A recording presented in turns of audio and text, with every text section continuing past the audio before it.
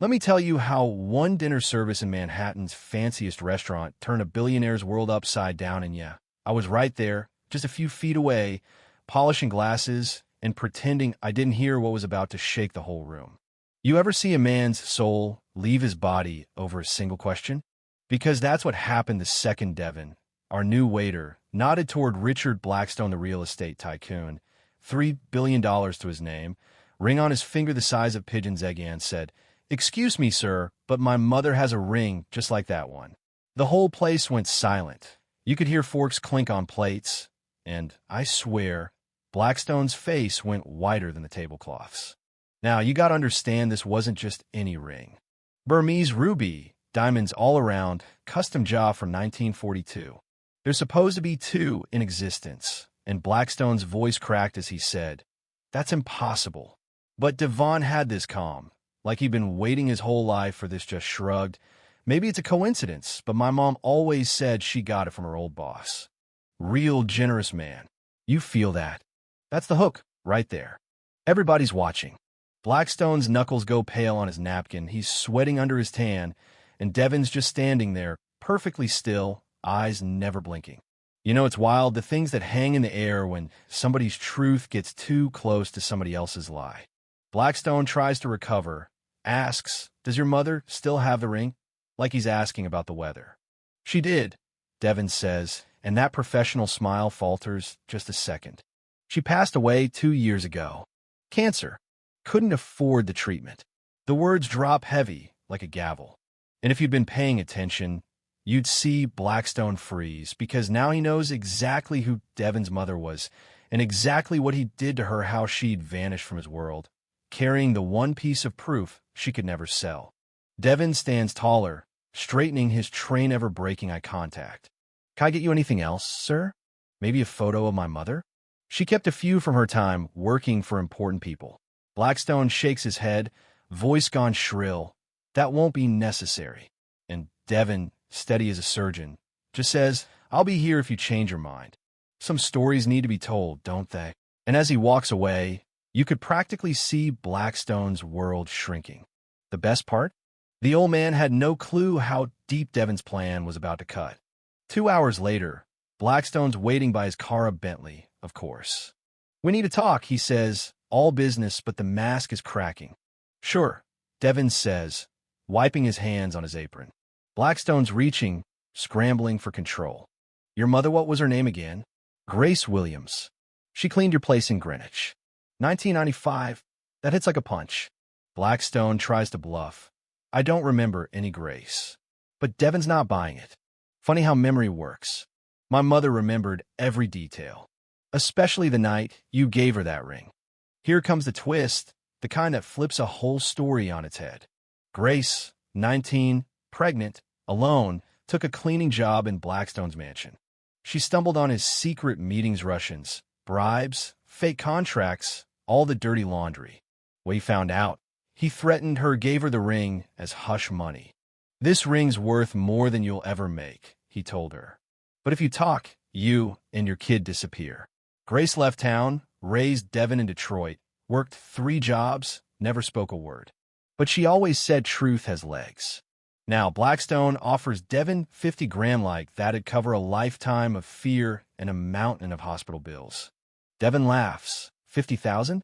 My mom died owing 230.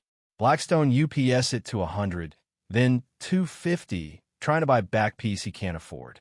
"You still don't get it," Devin says. "This was never about money. I want justice. For my mom.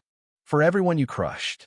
And Blackstone, sweating bullets, tries one last time to scare him off. "I have lawyers. I can ruin you." Devin just smiles. "I have something your lawyers can't touch. Patience. And a plan that took 2 years." And that's when it starts to unravel for the old man. Anonymous calls to Devin at midnight. Strange cars outside his apartment. Pressure at work. But Devin's learned from his mother, never swing first. Just collect proof. Blackstone sends his fixer, Michael Harrison, to make a deal. 250, sign an NDA, walk away. Devin doesn't blink. "Here's my counteroffer, nothing. Because this is about something your client lost a long time ago. A peaceful night's sleep."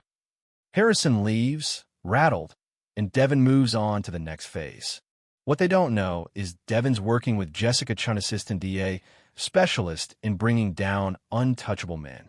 She met Grace once, years back, tried to help, but witnesses kept disappearing, stories getting buried. Now, with new laws, more public scrutiny, things are different. Jessica tells Devin, "We just need a little more document everything." And Devin does. Every threat, every bribe, every twitch on Blackstone's face, all recorded, cataloged, ready to drop. Then comes the wild card Theodore Blackstone, Richard's own son, who'd left the family business to do real good. He reaches out to Devin, hands over a folder thick with evidence 6 families silenced, fraud, payoffs, cover-ups, all in Blackstone's own handwriting. "Why give this to me?" Devin asks. "Because justice delayed isn't justice denied. Because I want my kid to know I did the right thing." And that's the moment you feel the scales tip finally, after all those years. So, what do you do with evidence like that? You pick your stage. Devin waits for the biggest charity gala of the year. Everybody who's anybody is there. Cameras rolling, Blackstone at the center, shaking hands and playing king of the castle. Devin walks in, catering uniform, invisible. Walks right up, puts an envelope in front of Blackstonian live TV. "You always said every man has his price," he says, "but you forgot to ask what justice costs." Blackstone rips open the envelope, finds 30 years of crime. Every secret, every dirty deal.